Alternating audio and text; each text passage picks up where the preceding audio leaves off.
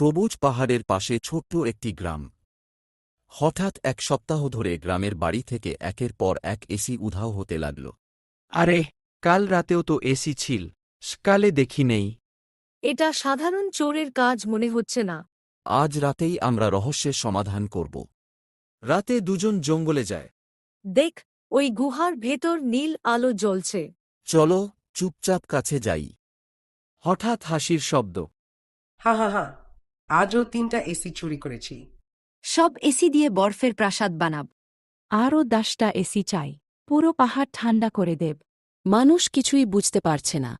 আজ রাতেও নতুন বাড়িতে যাব। আমরা পুলিশকে খবর দেব। তার আগে ওদের প্রমাণ সংগ্রহ করতে হবে। দুজন মোবাইলে ভিডিও করে। হঠাৎ ডাইনিরা দেখে ফেলে। ওদের ধরো। কেউ পালাতে পারবে না। দৌড়াও। জঙ্গলে দারুণ ধাওয়া শুরু হয়।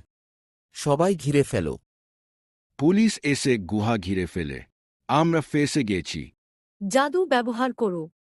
কিন্তু জাদু কাজ করে না। গুহার ভেতরে শত শত এসি পাওয়া যায়।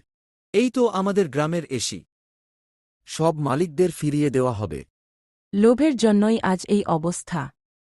চুরি করলে শেষ পর্যন্ত ধরা পড়তেই হয়। সৎ পথই সবচেয়ে ভালো পথ। সবাই নিজেদের এসি ফিরে পায়। আজ থেকে আর কোনো ভয় নেই। রিনা আর রাহুল জিন্দাবাদ। সাহস, বুদ্ধি আর সততার জোরে রিনা ও রাহুল রহস্যের সমাধান করল। গ্রামের সবাই আবার শান্তিতে বসবাস করতে লাগল। লোভ ও চুরি কখনো সফল হয় না। সততা ও সাহস সবসময় জয়ী হয়।